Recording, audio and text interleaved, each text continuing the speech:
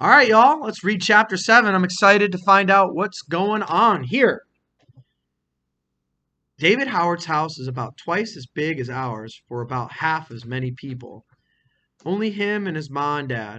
Mr. Howard works for the Tyler Star News in Sistersville, and David's ma is a teacher.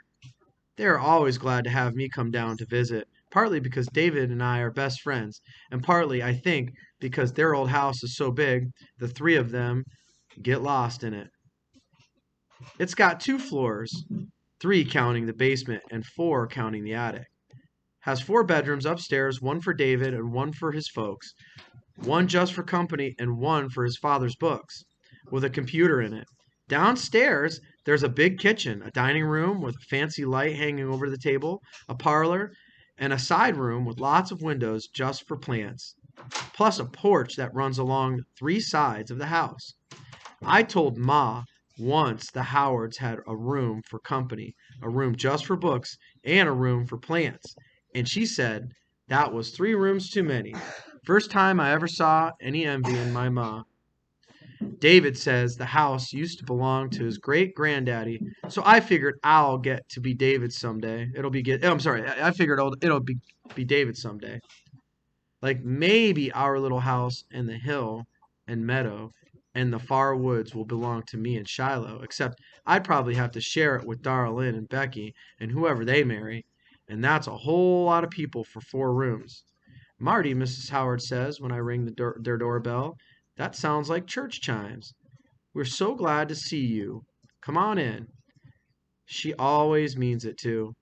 It's a t- it's as though she thinks about me even when I'm not there. Then David comes whooping downstairs carrying a helicopter that flies when you pull the string.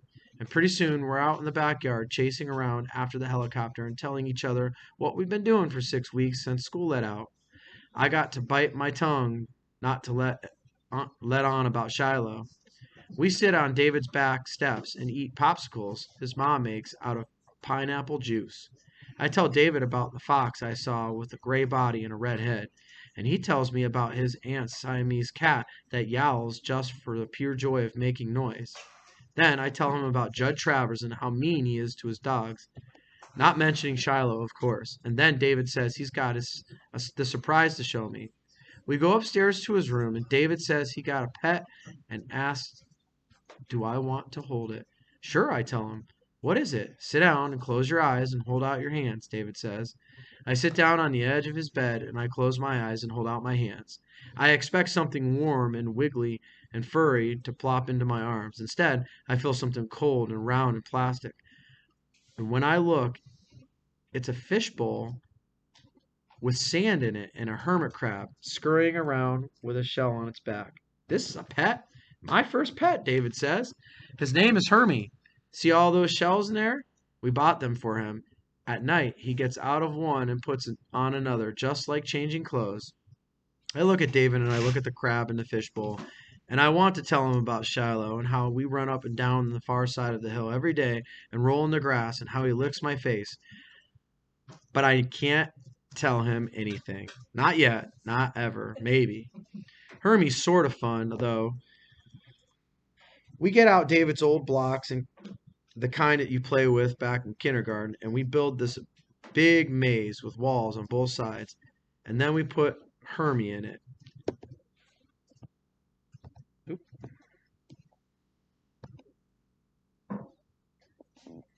He skids along the maze looking for which way to go, and we laugh when he gets himself in a dead end. I guess any kind of pet's okay once you get used to it, but I wouldn't trade Shiloh for all the hermit crabs in the world. When I come up to your house, David asks me when he puts the blocks away. I don't know, I tell him. Or, yeah, he says, when can I come up to your house? He says, I don't know, I don't tell him. I don't know. Ma's had this sort of headache lately, and she can't take any noise at all. Boy, am I sure asking for trouble with that one. We could stay out on that big hill, David suggests. Chase around in that field, play lookout. Don't think we ought to until she's feeling better, I say. I'll let you know. But I can come down here again next week, maybe. I tell Mrs. Howard I gotta go home by late afternoon to help out.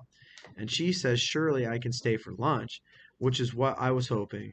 I sit down at the table with placemats, which are a little doll-sized tablecloths, one under each plate. Mrs. Howard makes us each a chicken salad sandwich with lettuce and tomato, and toothpicks and olives on top to hold it all together. David's ma is like that. I think it's because she's a teacher, always looking for ways to make something better than it is. She does this same thing with boys. She don't just leave us to eat by ourselves.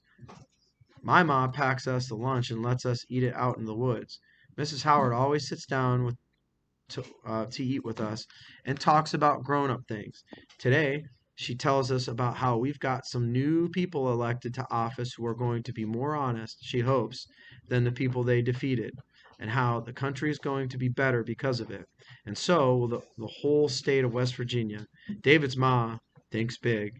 You can't just go on electing people to government because they were friends of your father or grandfather, she says, chewing one bite of celery. Mostly I'm thinking about food. I eat every bit of my chicken sandwich. I'm so hungry I don't even save some for Shiloh. Then I'm ashamed of myself. Mrs. Howard notices the way I pick up every little crumb, and she says, I've got enough chicken salad left for another half sandwich, Marty. Would you like it?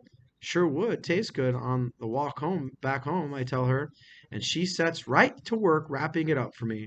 Shiloh's dinner, I tell myself. But lunch isn't over yet. After the sandwich, there's a tapioca pudding and chocolate covered graham crackers, which I love almost as much as Christmas. I don't see any way to get the pudding to Shiloh, so I eat that. But I ask, can I take a couple of cookies along to eat on the way home, too?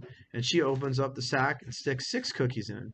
Ma would have blushed with shame if she heard me ask this, but seems I'm at the point where I'll do most anything for Shiloh.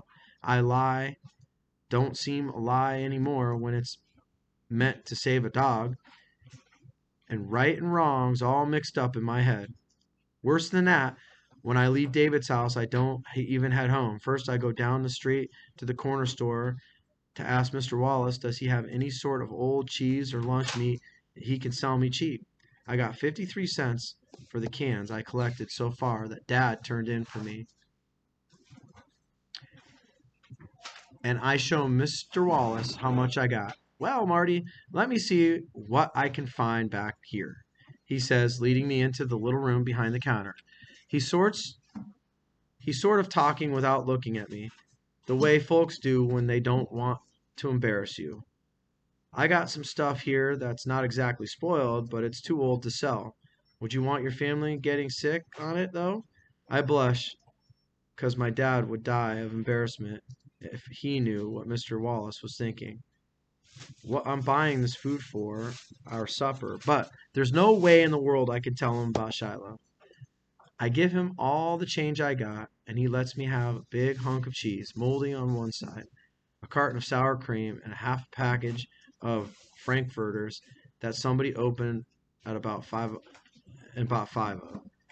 I'm happy as a flea on a dog. Somehow I know without asking that Mr. Wallace isn't going to be telling any folks about it, because people around here tend to keep quiet about if someone else's business.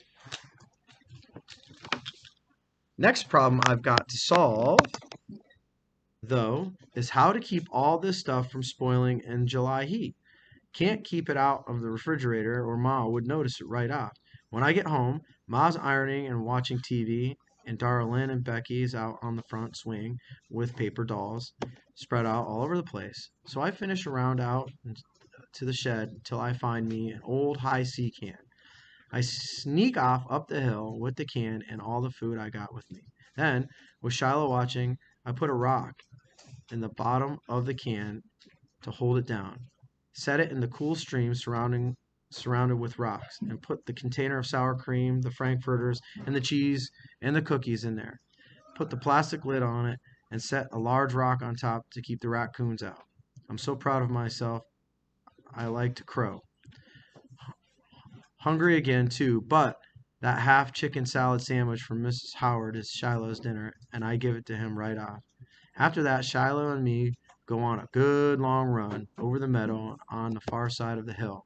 And after that, I take him back, put fresh water in the pie pan, and love him good. I start down the hill, halfway to the bottom. Here comes Darlene. "What you doing up here?" I ask her, heart starting to thump. "Just wanted to see what you're doing," she complains. "You go off up here every day almost. You leave Becky by herself while Ma is ironing." "Becky's okay." She turns and follows me back down the hill. Shiloh, up in the pen, don't make a sound. That's how smart a dog he is. "Well, I was looking for that snake again, but he's hiding from me good," I tell her. "You still didn't get him?" she asks. And when I look back, she's got her eyes to the left, then to the right. "You didn't even take your snack stick, or your snake stick," she says. She's a smart one, too. "Got me a stick back up on the hill," I tell her. "How many snakes you figure are up there, Marty?" "Oh, about 29 that you can see. Baby snakes all over the place, though, hidin', growin' into big ones all the time." Darlin's walking faster now, hurrying to get on by me, watching every place she puts her foot. I don't feel good about the lies I tell Darlin or David or his ma, but don't feel exactly bad neither. If what Grandma Preston told me once about heaven and hell is true, and liars go to hell, then I guess that's where I'm headed. But she also told me that only people are allowed in heaven, not animals. And if I was to go to heaven and look down to see Shiloh left below, head on his paws, I'd run away from heaven for sure.